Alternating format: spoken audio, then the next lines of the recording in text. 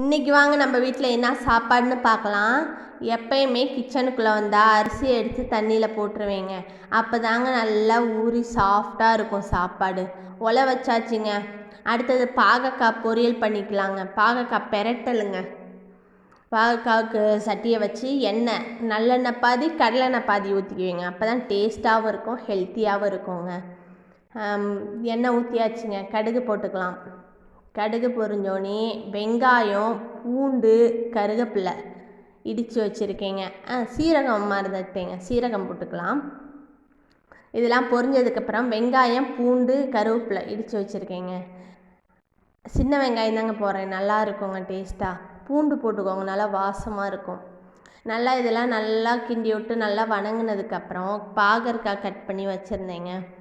அது பாகற்காவை போட்டுக்கலாங்க. பாகற்காய் நல்லா தக்காளி அப்புறம் தாங்க போடணும். பாகற்காய் நல்லா வணங்கினதுக்கப்புறம் கொஞ்சம் அரை வேக்காடு வெந்ததுக்கப்புறம் தக்காளி ஊற்றிக்கலாங்க.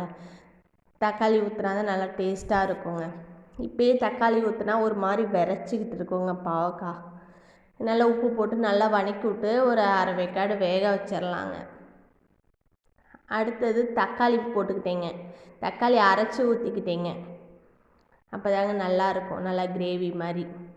மஞ்சத்தூள், தேவையான அளவு மிளகாத்தூள். இது கடை மிளகாத்தூளுங்க. நான் கம்மியாக தாங்க போட்டுக்கிறேன். நீங்கள் உங்கள் காரத்துக்கு தகுந்த மாதிரி போட்டுக்கோங்க. நல்லா அந்த அளவு போட்டுக்கிட்டு நல்லா அந்த அளவு தண்ணி ஊற்றிக்கலாங்க. அப்போ தாங்க நல்லா பிசைஞ்சு சாப்பிட்றதுக்கு நல்லாயிருக்கும்.